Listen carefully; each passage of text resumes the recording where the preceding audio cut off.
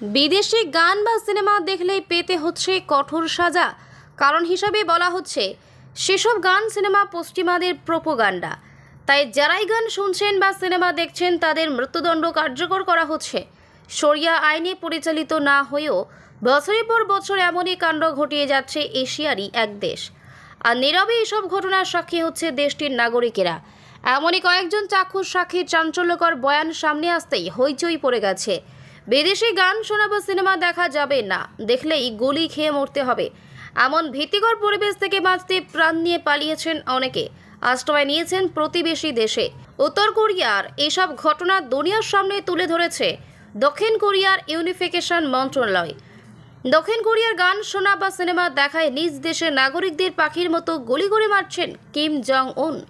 দক্ষিণ কোরিয়ার সঙ্গে স্নায়ুযুদ্ধ চলছে উত্তর কোরিয়ার, তাই দক্ষিণ কোরিয়ার কোনো কিছুই সহ্য করতে পারে না কিম জং উন। প্রতিবেশী দেশের প্রোপাগান্ডায় ভরা গান বা সিনেমা তাদের দেশের সংস্কৃতি নষ্ট করছে। তাই কারো কাছে দক্ষিণ কোরিয়া গান সিনেমা পেলেই কার্যকর করা হয় মৃত্যুদণ্ড। 2020 সালে করা একটি আইনে বলে এমন সাজা কার্যকর করে যাচ্ছে উত্তর কোরিয়া। জনপ্রিয় কে পপ শোনা, সিনেমা দেখা এবং সেগুলো শেয়ার করার অপরাধে 2 বছর আগে 22 বছরের এক যুবকের মৃত্যুদণ্ড কার্যকর করেছে কিম জং উনের প্রশাসন। উত্তর কোরিয়ার একজন দেশত্যাগীর বর্ণনার ভিত্তিতে দক্ষিণ কোরিয়া জানায়, প্রকাশ্যে বন্দুকের গুলিতে ঝাঁঝরা করে দেওয়া হয় ওই যুবককে। বিদেশি সংস্কৃতি দেশের ভিতর আনার অপরাধে ওই শাস্তি কার্যকর করা হয়।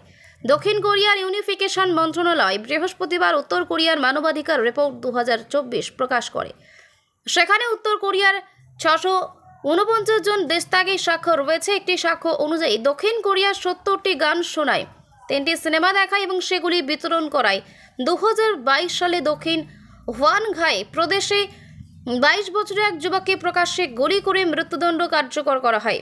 কিম জং উনের বাবা কিম জং ইল উত্তর কোরিয়ায় কে-পপ নিষিদ্ধ করেছিলেন। পশ্চিমা ও তাদের মিত্রদের সংস্কৃতির খারাপ প্রভাব থেকে নিজের দেশের জনগণকে সুরক্ষিত রাখতে এমন সিদ্ধান্ত নিয়েছিলেন কিম জং উল। তাদের ছেলে কিম জং উন ক্ষমতায় কড়াকড়ি আরও বৃদ্ধি করেন, পাশাপাশি কঠোর একটি আইনও তৈরি করেন। তবে উত্তর কোরিয়ার সরকার সব ধরনের মানবাধিকার লঙ্ঘনের অভিযোগ অস্বীকার করে আসছে। তাদের দাবি, দেশটির নেতৃত্বকে ক্ষমতাচ্যুত করতে এটি একটি ষড়যন্ত্র।